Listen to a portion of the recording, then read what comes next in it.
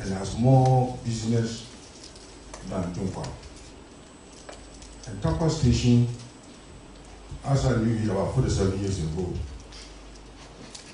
was the most beautiful railway station in this country. That's my view. But you are saying that Dunkwa Station is going to be a main station and Takwa a local. That's why I want an explanation. Yes, sir. Well, let me tell you, it's not only your idea, but it's a fact. What you're saying is a fact. It's just a technical definition. In fact, I pointed out that notwithstanding the fact that Takwa is not considered a main station, but most of the facilities for the maintenance will be there. In fact, if you notice that the Dunkwa station has less facilities than the Takwa itself. Is the first one. Second, the reason why we consider main station Dunkwa is not because of the size. In fact, the station of Dunkwa is like a small room of the Takwa station itself, but it's because of the branch. Because of the branch coming from Owasso. And so we need a number of siding lines which is different, but that is the only reason. From the social point of view, which is what you are rightly referring to, not only is your point of view, but it's a fact. And in fact, we are even proposing a light rail in Takwa to emphasize what you're saying.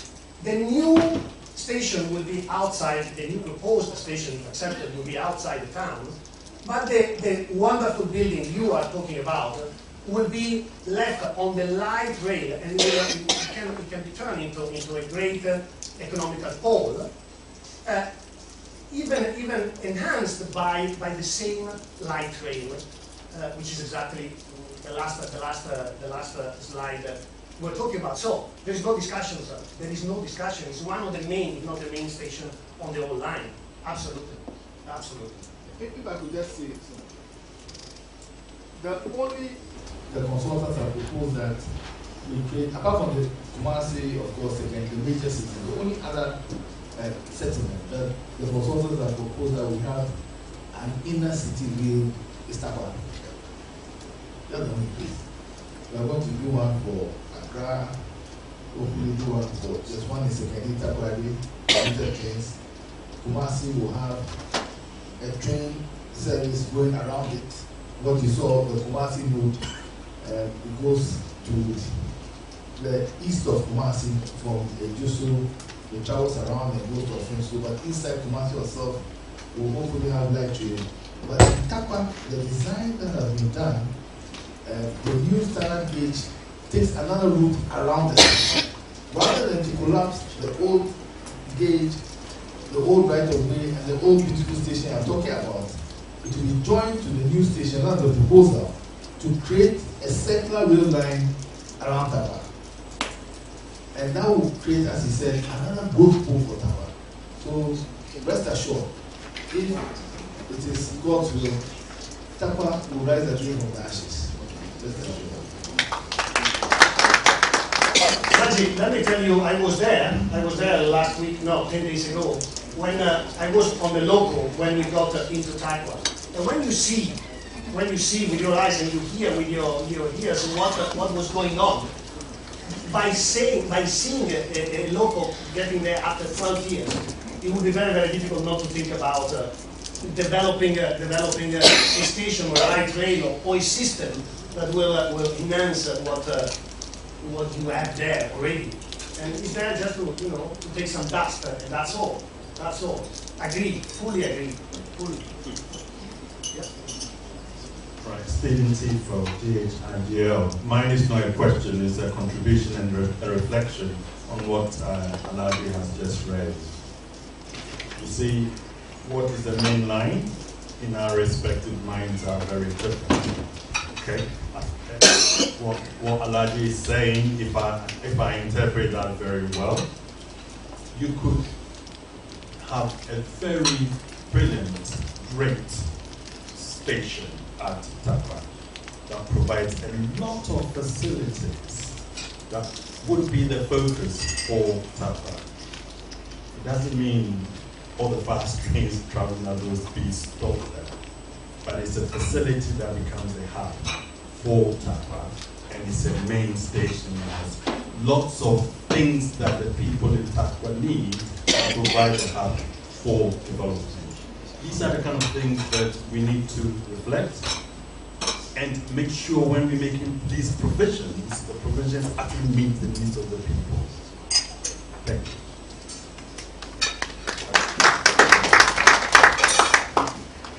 I hate to be kind of responding, but I think that's why you asked me to stay.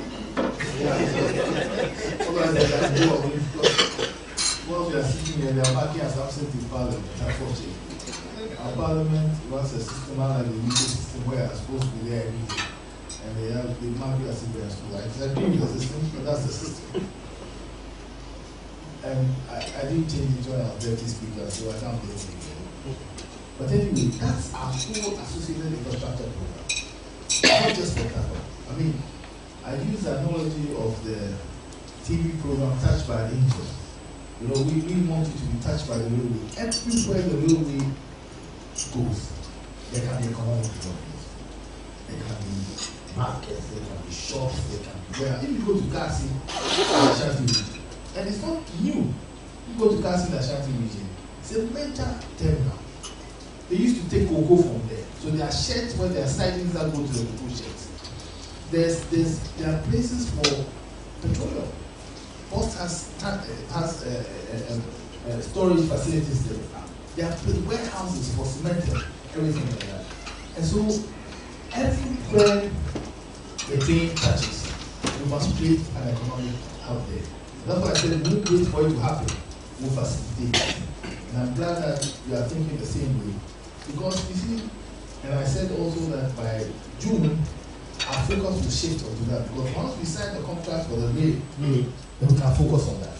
Because if you haven't even signed the contract for the rail and you start talking about stations, you can think maybe you lost your mind.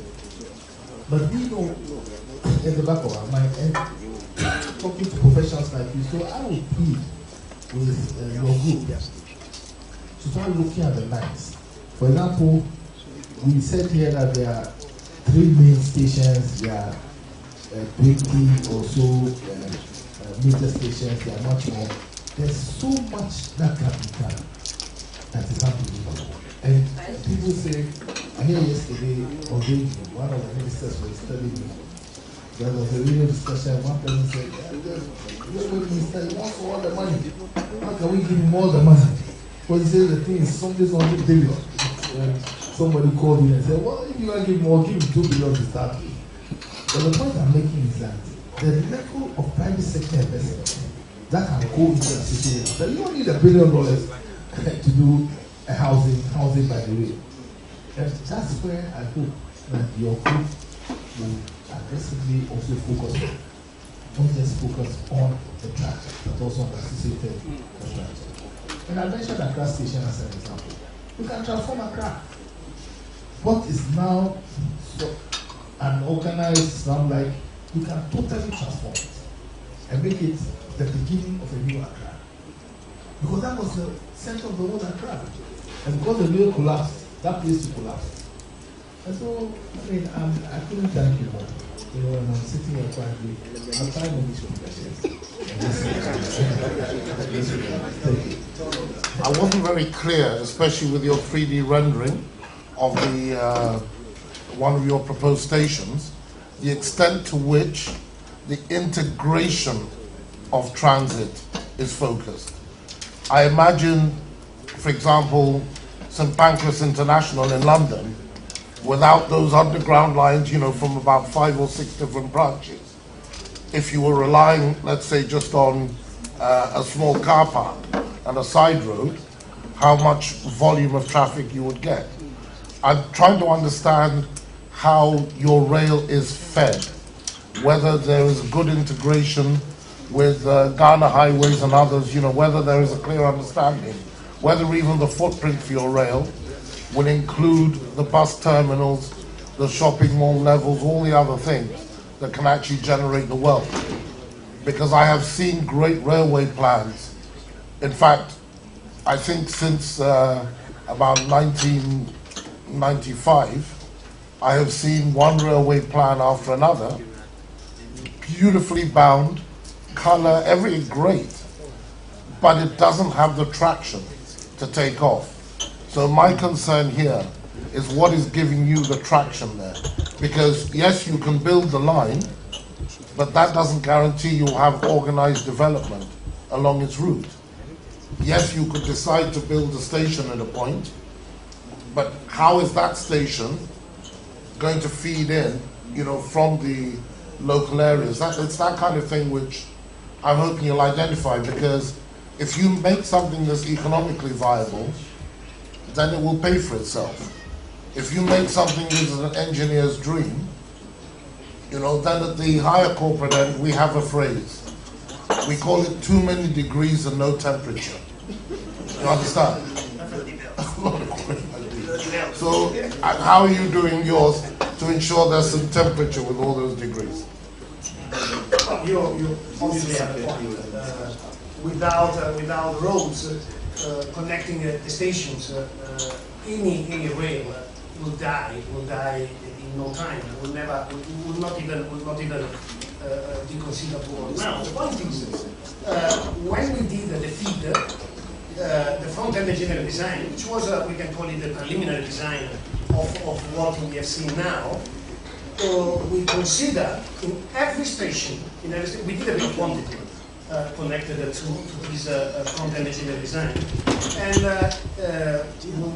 we can even have a look at it together. You will see that all the roads, the access roads to all the stations have been taken into consideration. And let me tell you, there are situations, as you probably know better than I do, along the line where settlements were born around the line itself, and there are no roads. So it means that considering as a priority the connection of all the stations with the road grid of the country, it means that there is an important item in the bill of quantity, but it was taken into consideration. Is there, and we are talking about something like between 5 and 10% of the total amount. Why? Because there are situations, as I was saying, where there were no roads, and you have to take it into consideration. So we are now doing the survey, the detailed survey of the whole line. And one of the main reasons why this detailed survey is done is to understand how the road grid can be connected to our western line. There's no discussion now. As far as local integrated light rails, etc., are concerned, we didn't go that far. The only example is the one we called Ashanti Node. It's not even as of now at the stage of a final design. We are now discussing with the client to try and understand how to connect the three main lines, the two existing and the future central spine. But this is how far we went on the Kumasi area, on the Ashanti region. Now, the fact that we haven't done it with this specific final design project, it doesn't mean that the client, the government, is not doing it. In fact, as the Honorable Minister was saying, every city, Accra, Kumasi, and not only, is now being tackled with the transaction advisory services, and I strongly believe, I'm pretty sure rather, that behind this project is the answer to your right question. Actually, how can we keep it going? That is the point. If we don't feed it in the main cities like Kumasi and Accra, not all. So, as far as we are concerned, we did it with the road. As far as the client is concerned, is doing it in a more holistic way. And I believe that is exactly the answer to the question. Okay, well, you talked about for example, the bypassing. And interesting enough, many years ago, I was involved in a project called the Anyanam Kumasi Road. And I noted how the road would continually deviate towards populations. Now, in Europe, you have this what they call NIMBY mentality, not in my backyard. So people don't like the infrastructure near them, but they like to have access to them. What I understood is that in Ghana, the demand is that the infrastructure comes to them. They want it right in their face. They don't want bypasses. Bypasses don't do well because they like everything, you know, because they can't sell their tomatoes and, you know, grass cutting on a bypass. You understand? We have a different cultural base. How much are you taking into account our cultural differences in coming up with your design? How much? Oh, sorry.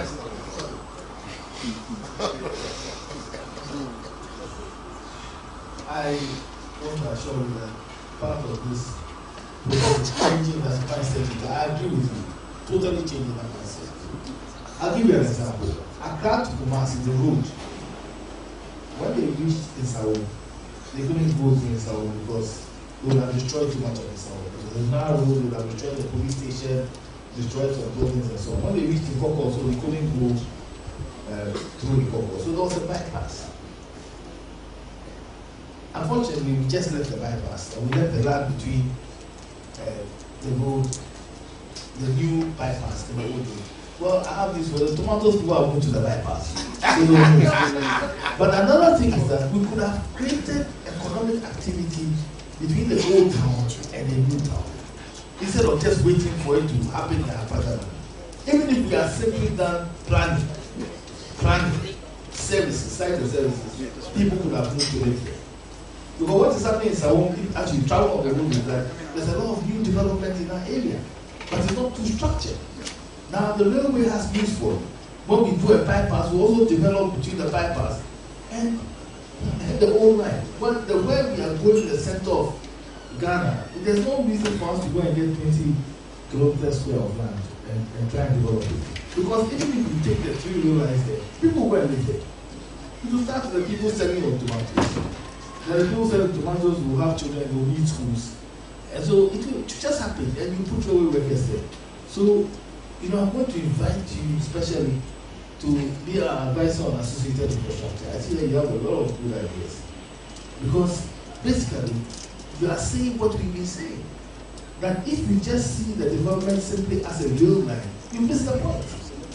You may have an infrastructure project which I don't want to say it's a white elephant because I come for the elephant farm. It's a white elephant. Or a white something. A white elephant. So in order to integrate it, in order to make it relevant, in order to because there are infrastructure projects that are done that nobody even goes there. Well, yes. So all this is being taken care of. And at another level, as you say, the Ministry of Roads and Highways, the Ministry of Lands, local governments, transport on a technical level, they are constantly meeting to ensure that the project is integrated and is within each other's plans. Apart from that technical level, everything works up also to the infrastructure committee of cabinet. We have an infrastructure committee, we have an economic management team.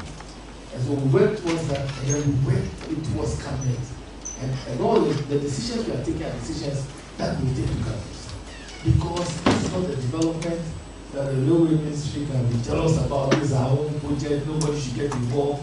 Oh, that's it. We are doing for Ghana, so everybody should get involved. And it is not, we are not, the dialogue is not only among the public sector. Next year, the dialogue among the private sector will also increase. We have to dialogue with the chiefs. We have to dialogue. The deputy minister has started dialogue with the people who are going to be affected on the Temapo line.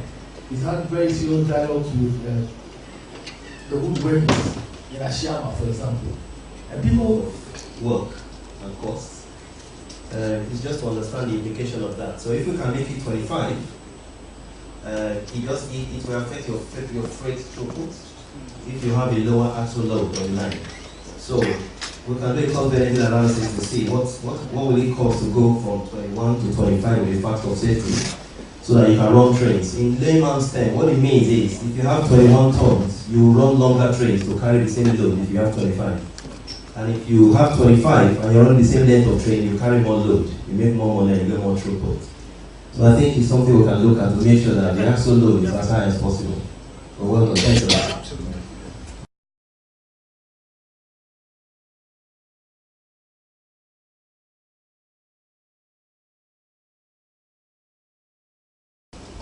In terms of power security for the rail network, the indication I was given was that how could there be an assurance of a constant availability of diesel throughout the country in order to feed the rail network.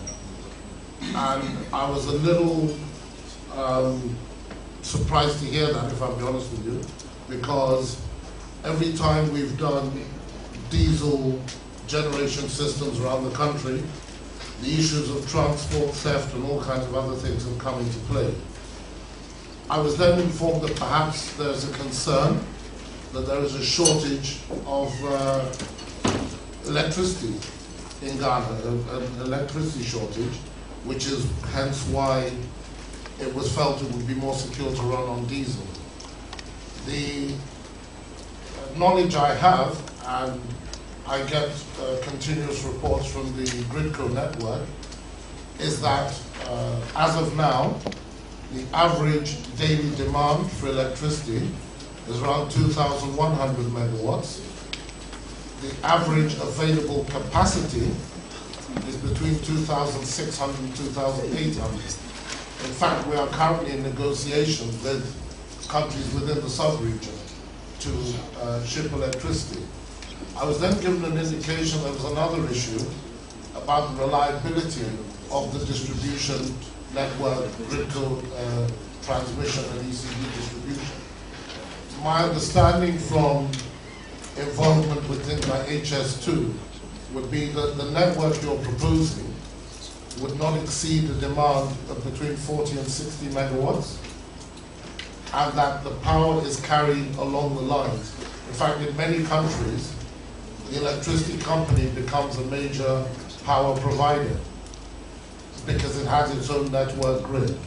So I wanted to find out exactly before I spend a lot of time and effort in the wrong direction. Is it running on electricity or diesel? And if so, why? What is the justification? Yes, it's either a DMU or a diesel rather than electrical. I don't think it's in discussion the efficiency of an electric rolling stock in a country. That one, of course, nobody can say anything else. What I can tell you that with this final design, we are giving provision, and I will explain in two details what provision means, for the line to be electrified anytime the government will decide to do so. By doing what? By designing the platforms accordingly. It means that we have to change, we have to extend the width of the platform in all the main stations and the middle stations, and especially we have to take into consideration where the lines go under overpasses, bridges. In other words, the clearance of all the infrastructures. Both the size of the platform and the clearances are designed according to a potential electrification of the line.